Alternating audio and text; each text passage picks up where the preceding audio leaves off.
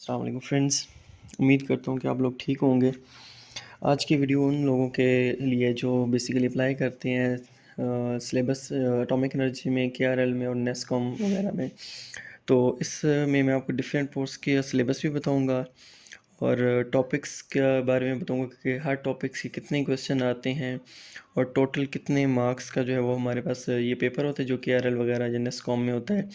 और लास्ट में आपको एक बुक भी रिकमेंड करूँगा जिससे अगर आप तैयारी करेंगे तो इंशाल्लाह आप कामयाब हो सकते हैं। तो कि अगर बात करें हम लोग पोस्ट की, तो ये किस पोस्ट के लिए सिलेबस है, तो बेसिकली ये असिस्टेंट मैनेजर एएम फिज़िक्स के लिए है। और दूसरा secondly scientific assistant SA1 physics. ये ऊपर वाला जो है एएम फिज़िक्स आपको पता ही है कि ये बेसिकली जो मास्टर लेवल के स्टूडेंट्स के लिए होता है, और SA1 जो है हमारे पास ये बीएससी लेवल के स्टूडेंट तक होता है। नीचे अगर आप देखें टेक 2 लिखा हुआ इलेक्ट्रॉनिक्स एंड इलेक्ट्रिकल, तो ये भी basically electronics and electrical physics का ही पार्ट होते हैं।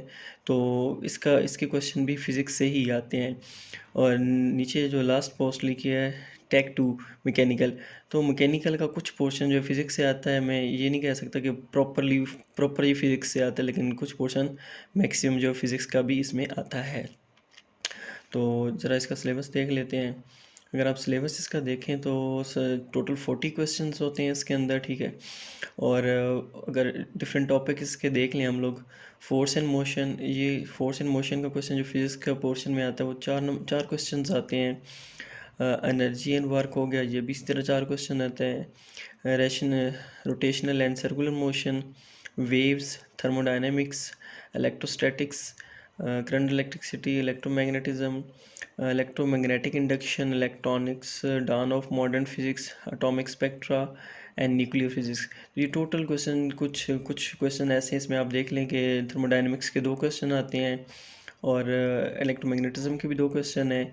इसी तरह इलेक्ट्रॉनिक्स के देख लें और डाउन ऑफ मॉडर्न फिजिक्स का देखें तो 2 क्वेश्चन है, जबकि एक क्वेश्चन एटॉमिक स्पेक्ट्रा से आता है और 3 क्वेश्चन वो न्यूक्लियर फिजिक्स से आते हैं। तो ये सारे मिला के टोटल 40 क्वेश्चन होते हैं। तो इसमें आप देख लें कि कितने पोर्शन के कौन से टॉपिक्स आ रहे हैं। तो ये हर SA1 में भी आप सोच लें, उसमें भी इतने ही SA1 में बेसिकली 30 का भी क्वेश्चन होते हैं और कभी जो है वो 25 क्वेश्चन दे देते हैं। लेकिन एएम फिज़िक्स में जो है वो बेसिकली 40 क्वेश्चन होते हैं हर टाइम, और इसमें नेगेटिव मार्किंग कोई नहीं होती। और आप इस पोर्शन के अकॉर्डिंग अगर आप तैयारी करें उसमें, तो आपको जो है वो अच्छे खासे नंबर हासिल गेन कर सकते हैं इसमें। तो मैं आपको बुक के बारे में अगर रिकमेंड करूँ तो बुक सिर्फ जो मैं समझता हूँ कि इस चीज़ के लिए अच्छी वो है एचआर के आप दोनों को वो देख लें। इसके जो टॉप हैं वॉल्यूम्स, वॉल्यूम 1 और वॉल्यूम 2, तो बेसिकली क्वेश्चन यहीं से आते हैं।